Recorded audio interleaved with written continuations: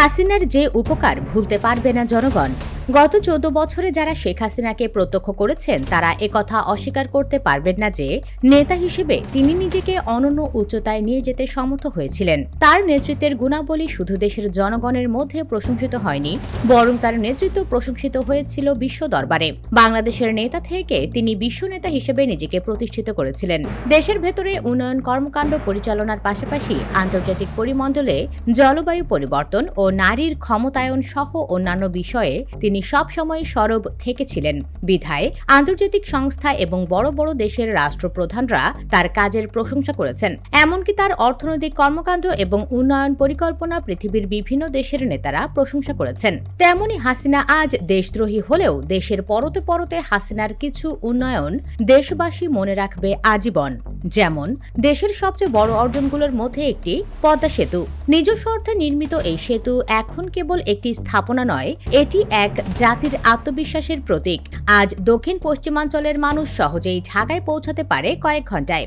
এই পদ্মা সেতু করবার মতো দুঃসাহস দেখিয়েছিলেন প্রাক্তন এই প্রধানমন্ত্রী।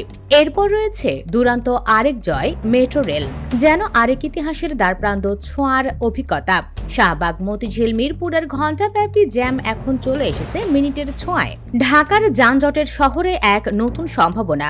কখনো যে পথ পাড়ি দিতে সময় লাগত ঘন্টার পর ঘন্টা, এখন মাত্র কম মিনিটে পৌঁছে যাওয়া সম্ভব। শেখ হাসিনার অবিচল সাহস এমন এক যানবাহনের সূচনা করেছিল বাংলাদেশের মতো ছোট একটি দেশে। জ্যাম নিরসনের কথা বলতেই চলে আসে এক্সপ্রেসওয়ের কথা। একসময় এয়ারপোর্টে আসা যাওয়া যা ছিল এক বিদঘুটে অভিজ্ঞতা, দীর্ঘ এক্সপ্রেসওয়ে তা নিয়ে এসেছে ২০ থেকে ৩০ মিনিটের মধ্যে।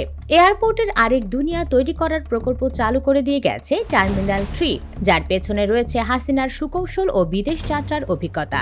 বাহিরের উন্নত দেশের ন্যায় বাংলাদেশও টার্মিনাল ৩ বাংলাদেশের এয়ারপোর্টের ভোগান্তিকে মধুময় করে তুলবে। আরেকটি ঐতিহাসিক অর্জন কর্ণফুলী টানেল, দেশের প্রথম নদীর নিচের টানেল। চট্টগ্রামের দুই প্রান্তকে যুক্ত করে এটি খুলে দিয়েছে শিল্প ও বাণিজ্যের নতুন দিগন্ত। এরপর এসেছে বেকারদের বিরাট অবসান, ফ্রিল্যান্সিং আর তরুণ উদ্যোক্তা নির্মাণের সুযোগ, যা শেখ হাসিনার আইটি নিয়ে যাত্রা এতটা সহজ করে তুলেছে, কমিয়েছে বেকারত্ব আর বাড়িয়েছে রেমিটেন্স। ডিজিটাল বাংলাদেশের স্বপ্ন এখন বাস্তবে রূপ নিয়েছে। ইন্টারনেট আজ ঘরে ঘরে, হাতে হাতে। হাজার হাজার তরুণ আজ ফ্রিল্যান্সিং এর মাধ্যমে বৈদেশিক মুদ্রা আয় করছে।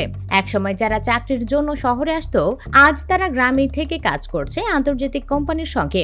এমন অসংখ্য প্রকল্পে শেখ হাসিনাকে মনে রাখতে বাধ্য বাংলাদেশ। বিশেষত বাংলাদেশী নারীদের এক নতুন দিগন্ত উন্মোচন করে দিয়ে গেলেন অভাগায়ী নেত্রী। তাই বলাই বাহুল্য যে হাসিনার এ সকল উদ্যোগ বাহবা পাওয়ারই মতো। একজন নারী নেত্রী হয়ে এমন উন্নয়ন সত্যি প্রশংসা পাবারই মতো ছিল। প্রিয় দর্শক, এমন আরো অসংখ্য তথ্যবহুল আলোচনা পেতে আমাদের চ্যানেলটি সাবস্ক্রাইব করে বেল বাটনটি ক্লিক করে রাখুন পরবর্তী আপডেটের জন্য।